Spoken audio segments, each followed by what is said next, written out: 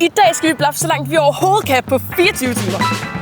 Og det vil altså sige, at vi skal prøve at komme så langt væk, vi overhovedet kan fra København, kilometermæssigt. Og vores eneste regel i dag er, at hvis vi ikke når til Tyskland inden for 24 timer, så skal vi altså blaffe 24 timer yderligere. Og vi har altså heldet med os fra start i København, så lad os bare komme i gang.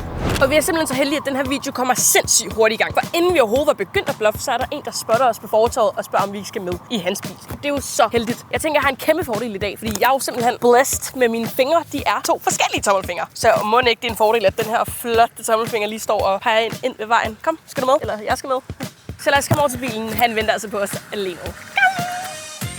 Og selvom det var meningen, at vores første lift kun skulle tage os til Valby, så har han altså kørt os hele 79 km, og nu er vi endt lidt ude for Sorø.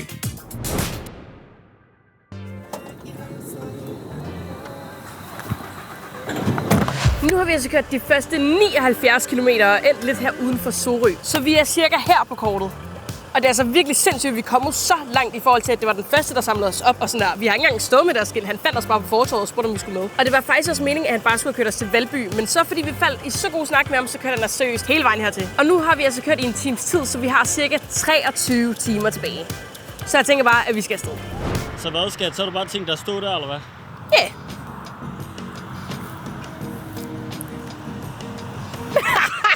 Han tog snart.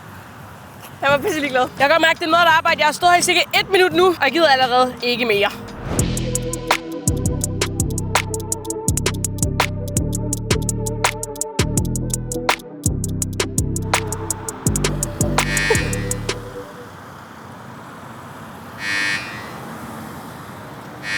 Nu tager vi altså lige den sidste bil her, og hvis ikke at den gider tage os med, så stiller vi altså lige over i enden af rastepladsen, fordi at det kan være, at folk lige skal ind og have en kaffe og alt muligt. Så vi vil hellere lige fange dem, der skal ud i stedet for. Og jeg føler bare, at de fleste, der kommer ind lige nu, er bare sådan nogle arbejdsvogne. De kan jo ikke rigtig tage en med. Kæft, jeg er ved at dø af hede.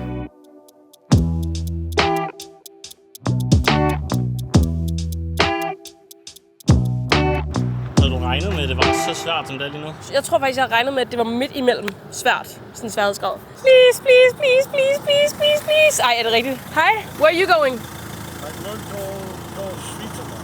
Switzerland? Are you joking? So, like, how long do you think you can take us? It doesn't matter really. Ja. Odense.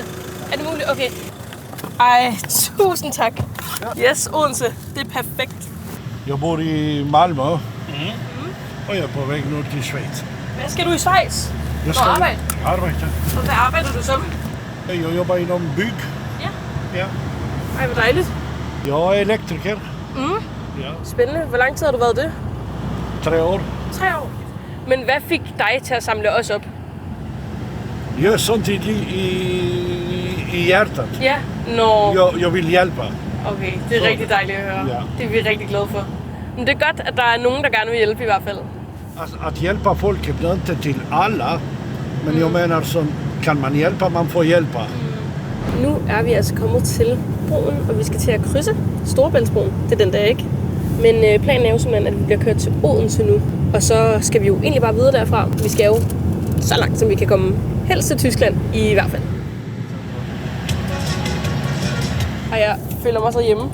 Han spiller simpelthen noget bosnisk musik lige nu, og min mor, hun er jo fra Bosnien, så jeg føler mig virkelig hjemme lige nu, fordi det er hele min barndom, alt sådan noget musik.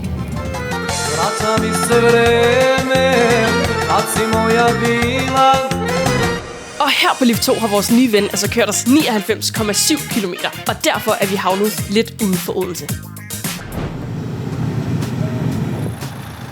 Nu er vi altså endt lidt uden for Odense, og vi har altså kørt 180 km. Så vi er altså kommet virkelig, virkelig langt, og vi er altså endt her. Det var en skidesød mand, der kørte os. Han skulle faktisk rigtig til Schweiz, men han kunne ikke køre os med, fordi han skulle hente en kammerat her i Odense.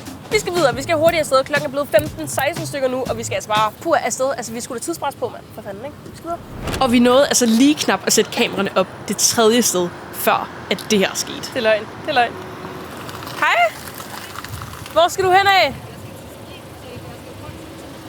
Til Middelfart? Jamen, altså, det er helt perfekt. Ej, hvor dejligt. Jeg snakker lige med min kæreste. Jeg nåede engang at stå her i minut. Hun skal til Middelfart. Det er okay, hvis hun bliver filmet, men hun vil gerne slå os. Ja, hun vil gerne det. Middelfart. Ja, Middelfart, ja. Ej, hvor er du sød. Altså, jeg blaffer selv virkelig meget. Gør du det? Ja, jeg gør det.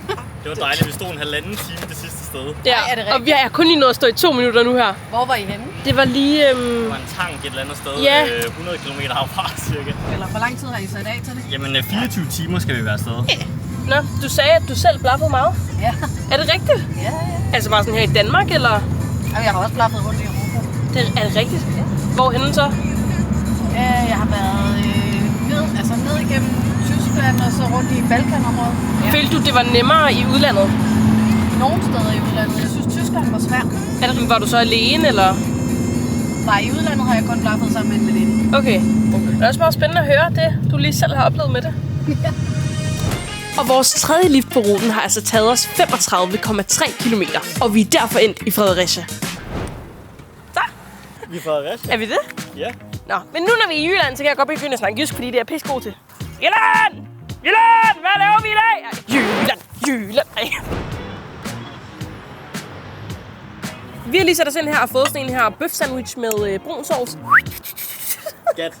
Stop, vi har jo snakket om det der futtetegn. Det skal pakkes væk. Jamen, jeg elsker futte. Jeg elsker ham. Hvorfor elsker du lige pludselig futte? Hvad mener du med lige pludselig? Det har jeg sgu da altid gjort. Jeg er kæmpe fan. Skud til futte. Så vi er altså kommet 210 km, og vi er her på kortet. Så det her skilt med Jylland, det er ubrugeligt nu, så vi skal jo bare vende om. Og så skal vi til Tyskland. Seriøst, hvis vi kommer til Tyskland, ikke, så skal vi bare bede om en ordentlig god døner. The døner, the døner, the døner. Jeg tror faktisk ikke, jeg mister nogen sjovs på det der. Jeg tror faktisk bare lige, jeg fik plus 100 der. Så hvis I ikke har subscribet, så gør det nu, for jeg sang lige the døner for jer.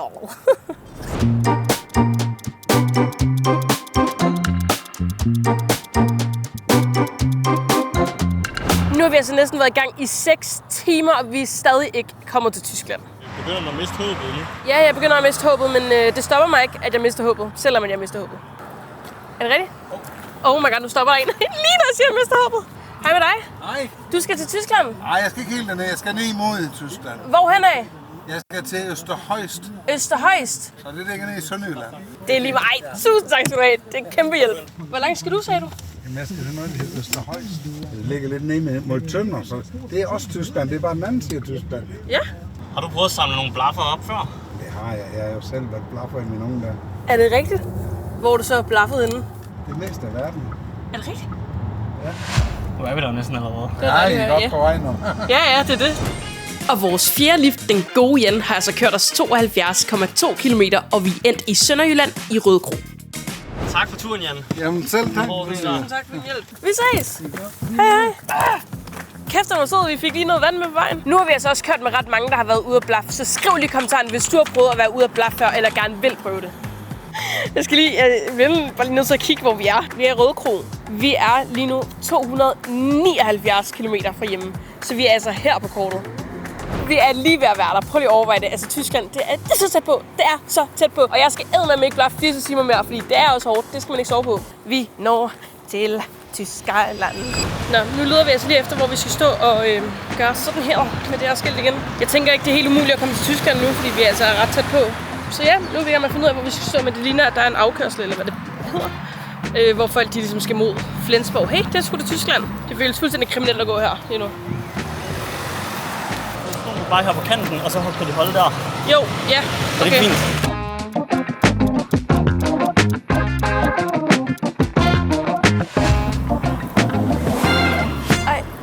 Ej, er det til os? Ja. Er det til os? Ja. Ej. Okay, altså det er mig og min kæreste, vi laver sådan noget YouTube. Halløj. Men hvad hedder I? Jeg hedder Jeppe. Jeppe og Alexander? Ja. Er I lige blevet studenter? Ja, vi skal ned og handle ind til Gilde i morgen. Ej, tillykke. Tillykke med det. Hvad fik I i ugen? Jeg fik 7. Jeg fik 12. Okay, flot. Det er crazy. Det er fandme flot. Okay, men hvad fik jeg egentlig til at sådan der, tage os med? Sådan? Det var Du bare, ved- fordi jeg er sådan nogle søde mennesker. Ja. Nå. Tak, det er jeg glad for at høre. Men ja, tusind tak for, at I gad at samle os op. Selvfølgelig. Det var dejligt. Ja. Er det sådan en spontan idé, eller har I planlagt? Altså, vi har planlagt i en uge, tror jeg. Det er så rimelig spontan. Ja. Nej, vi har ikke planlagt noget til det. Nej, vi har bare været sådan, at vi tager et skilt, og så gør vi bare det. Vores lift nummer 5 kørte os 33,4 km. Og derfor er vores mission om at komme til Tyskland på under 24 timer lykkedes. Og nu er vi altså endt i Tyskland ved Fleggaard. Vi er ankommet til Tyskland! Vi har altså nu kørt 311 km hjemmefra, og det betyder altså, at vi er her på kortet. Det vil så også sige, at vi har nået vores slutdestination, eller sådan det estimerede punkt, og at vi ikke skal blaffe i 24 timer mere. Så gudskenlov, gudskentak, er det ikke noget, man siger her i Tyskland? Så vi er helt glade, men det betyder altså også, at vi stadig skal blaffe så langt videre, vi stadig kan på det resterende tid, vi har tilbage. Okay, er vi klar? Vi har fået lavet et nyt skilt her, som egentlig bare siger, at vi skal mod syd. Så lad os håbe, at det virker. Klokken er ved at blive lidt mange, og solen er ved at gå ned, men må ikke et sted kan det så gøre.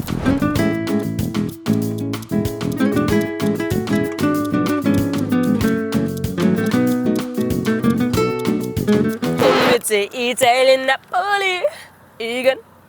Hun vil gerne være rig, men ikke married. Der til Fashion Week i Paris, baby, gør det bare party.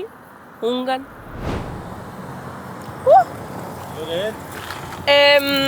Hvor skal du hen? Jeg skal til Tarp. Hvor er det? Det er sådan også ved motorvejen. Okay, men det er perfekt. Og skal vi ind herovre? Ja, det tror jeg. Altså, vi laver sådan en video, hvor at vi ligesom prøver at komme så langt som muligt. Men er I kendte, eller? Nej, okay, det vil jeg ikke sige. Det er meget nyt. Meget ny YouTube-kanal. Vi har også sådan noget, altså mig og min ven. Han løber fra Skagen ned til Flensborg. What? Her i næste uge. På 6 dage. What? Ej, hvor flot. Vi hedder Iron Danmark på Instagram. Okay, sejt. Okay, Og vi, Skud. vi samler penge til at spise i Danmark og i Tyskland. Okay, hvor fint. Sidste år der gjorde vi det samme. Ja. Fra Flensborg op til Skagen. Okay, sejt. Og der samlede vi 5.500 euro til, Wow. til at spise i Danmark og i Tyskland. Men hvad fik dig egentlig til at samle os op? Altså sådan... Og så vil du bare Jeg har aldrig prøvet at tage nogen med, så Nej. hvorfor ikke? Ja, det er fedt. Det er sådan, prøve noget nyt. Det er jo ikke slemt. Altså. Nej, okay. Ej, det er fucking nice. Hun vil til Italien, Napoli, igen. Hun vil gerne være rig, men ikke married. Og vores 6. lift kørte os 18,8 km, og nu er vi endt lidt inde i Tyskland i noget, der hedder Tarp. Eller lige her. Sådan der. Perfekt. Skal I have brug for et andet skilt? Det er på tysk eller sådan noget. Ej, ja. Det ville være så fedt. I know. Han var simpelthen så sød, ham der. Han er altså lige kørt hjem for at hente et nyt skilt til os, som står på tysk. Og så kommer han tilbage. Det er simpelthen så sødt, at han bare har lyst til at hjælpe, bare fordi. Og for lige at give en status, så er vi altså kørt 326 km nu, og vi er cirka her på kortet. Og vi venter på ham, der kommer tilbage med skiltet. Ja. Kom her til mig. Giv mig et nyt skilt. Ich heiße Isa. Faxe, Pepsi eller Cola? Ej, hvor er du sød. Faxe. Ja. Ej, nå. Jeg giver lige hånden her, men... Tusind tak. Nå, nu vandrer vi lige lidt, så vi finder det perfekte spot at stå med deres skilt. Vi har også fået et nyt skilt. Jeg synes umiddelbart, at han har skrevet det lidt med nogle små bogstaver, så det kan være, at vi lige tegner det op og gør det lidt større. Men det er jo egentlig pisse smart, at vi har noget, der står på tysk nu, så at alle lige kan være med.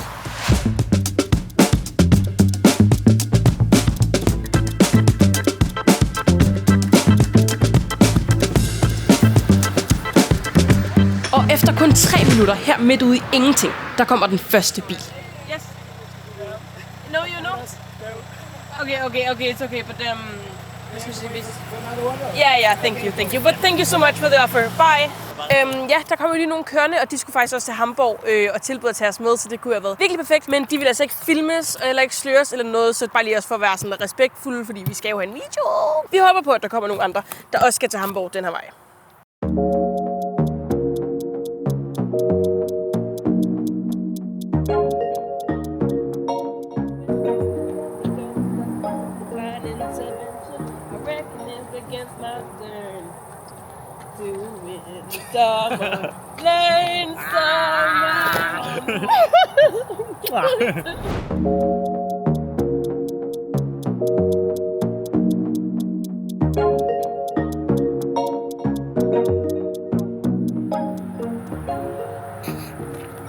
Så mange dyr, der kravler mine ben. Det er helt vildt. Jeg kan slet ikke have det. Ja, det kan jeg godt se. Mener du det? Skal lige der med sige det der? Mener du det? Mener du det? Ikke på dig. Okay, jeg blev fucking bange. Men prøv at se mine ben. Prøv at se mine ben.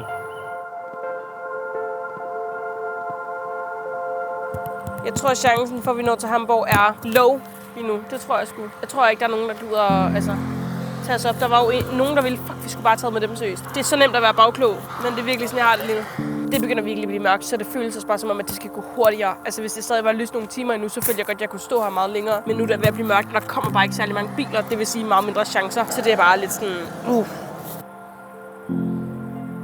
Det er ikke ved at blive virkelig, virkelig mørkt nu, og jeg har faktisk taget min hoodie på, fordi det er blevet så koldt. Og jeg er virkelig bange, fordi det snart bliver mørkt, og vi står vitterligt herude i ingenting. Og der kommer næsten ikke nogen, og der er ikke nogen, der drejer den her vej. Der er ikke nogen, der skal den der vej. Men vi overvejer lidt at skifte taktik, altså ved at vende det her skilt, og så står der bare Italy. Men det er også lidt et long shot, synes jeg, selvom at folk jo bare hjælper en lidt af vejen. Det er derfor, jeg synes, det er sådan virkelig stramt at vise det her. De aner ikke. Det er bedre, end de ikke ved, hvad der står, tænker jeg. Ja. Du kan godt lige slukke kameraet til, når der kommer biler. Jeg sidder ligesom og tegner bogstaverne op på hans skilt lige nu, for at se, om det tyske skilt måske hjælper os bare en smule mere. Hello? Are you going to Hamburg? Oh my god, are you serious? Oh, thank you so much! Okay. My name is Ludwig. Hi, Nice Tony. to meet you. Hi, I'm Isa. Hi. Where are you from? Yes, Flensburg. Oh, wow. Nice. I jump in the back. We've waited here for so long and we were so scared that no one was gonna pick us up. Okay, so where do you have to stop like before? Rendsburg. Yeah? But it's fine for me because I've got a lot of time now, so I'm from... Yeah. I paddle. Yeah? Do you know paddle tennis? Yes, of course. Yes. Yeah. And I played right now, so I've got some time. And I saw you, and I drove back to pick you up. Og efter over en times ventetid midt ude i ingenting, der kommer den søde Antonia altså og henter os. Og selvom hun allerede havde kørt forbi os en gang, så var hun altså kommet tilbage for at hente os. Og derfor er vi altså kørt yderligere 142 kilometer og er endt i Hamburg. Jeg skal lige over til hende. Thank you so much. Can I give you a hug? Thank you. You did so much. And let us know if you're ever in Copenhagen. We're ready to help you. Thank you again. Thank you so much. And have a nice trip home. Yes, thank you. You too. It meant a lot to us. Thank you. Bye. Bye. Vi er seriøst ankommet her til Hamburg. Hun kørte os i måske 1,5 til 2 timer, og hun har stadig en time tilbage hjem. Altså hun kørte en time sådan ekstra kun for at hjælpe os til Hamburg. Det er så sødt af hende. Altså jeg er sådan virkelig overvældet over, hvor sødt det er, og hvor meget hun egentlig gør. Hun har aldrig nogensinde samlet nogen op før på den måde, så det synes jeg bare er så sødt, og jeg er virkelig, virkelig glad. Og kæmpe skud til hende. Hun hed Antonia, og hun var seriøst den sødeste nogensinde. Kæmpe skud. Så nu er vi altså 331 km hjemmefra, så vi er cirka her på kortet. Planen er nu, at det er jo lidt svært at finde ud af, fordi vi havde jo tænkt, at vi skulle gøre det her hele natten, men kæft, det er stramt nu, og hvis man kigger ned, der er seriøst ingen mennesker, og det her det er den mest populære gade i hele Hamburg, sagde hun. Planen er at finde ud af, hvad vi skal gøre lige nu, fordi at det er virkelig presset. Klokken er 12, og vi har 12 timer tilbage, og vi er faktisk fucking strandet lige nu. Men i det mindste er vi en stor by, så nu skal vi finde ud af, hvad vi skal gøre. Ja! Men hallo, har sygt flot, sådan der ærligt. Appreciate det lige. Kig lige på søen. Wow, har så flot lige nu. Har en hel å, eller hvad det her? En sø, en kanal. Vi er seriøst bare alene. Hvad gør vi? Det nat i Hamburg lige nu. Klokken er 12:30, og alt er lukket. Ej, det er virkelig en mærkelig følelse, det her, synes jeg. Jeg synes simpelthen, det er sådan en mærkelig følelse, fordi at jeg har virkelig lyst til at blive ved lige nu, men samtidig så er jeg sådan, der er ikke nogen mulighed, men jeg er også sådan her, hotel, men jeg er også sådan her, the plot. Failer man så sådan lidt videoen på en eller anden måde? Jeg vil sige ja og nej. Vi sidder her, der kommer ikke nogen biler, der kommer ikke noget trafik. Det regner, klokken er 12. Og der er nøjeren mennesker her i Hamburg og alt muligt, så jeg tror, vi skal til at komme lidt væk, fordi nu er der sådan en meget nøjeren mand, der er på vej over imod os lige nu. Det gider jeg ikke, skat. Ja, der er en vi går lige, så må vi lige opdatere senere. Ja. Han er faktisk ikke på vej over lige nu. Og efter en god nats søvn i Hamburg, så er vi altså nået til dag 2. Godmorgen. Vi er stået op. Vi tog lige en nat på hotellet, fordi det var simpelthen for nøjeren at fortsætte der om natten. Der var ikke nogen mennesker, og vi var lidt bange. Og det var lidt for nøjeren at fortsætte der i hvert fald. Så vi har altså fået sovet ud, og det er morgen her. Det er faktisk rigtig flot i Hamburg, og det er en dejlig lokation, vi kommer til. Så derfor så afslutter vi altså også vores eventyr nu. Derudover vil vi virkelig gerne sige tusind tak til alle dem, der har hjulpet os på vejen. Det har betydet så meget for os, at der var nogen, der overhovedet gad at samle os op, og vi synes, det er virkelig smukt, at I har troet på det gode i os 2 fremmede, selvom I overhovedet ikke har nogen idé om, hvem vi er, eller hvad vi kan finde på. Og for dem, der handlede det slet ikke om penge. Det handlede bare om, at de gerne ville hjælpe helt af egen lyst. Inden vi tog afsted, der fik vi at vide, at det kunne være rigtig farligt, og at der findes så mange onde mennesker i verden, og hvem må nu, der samlede os op. Men alt i alt, kæmpe stor tak. Det har været en kæmpe oplevelse, og det har været så fedt. Okay, men tusind tak, fordi I så med i den her video. Det har været virkelig, virkelig hårdt at lave. Så husk at like og subscribe, hvis du godt kan lide, hvad du så. Og så ses vi bare i min næste video.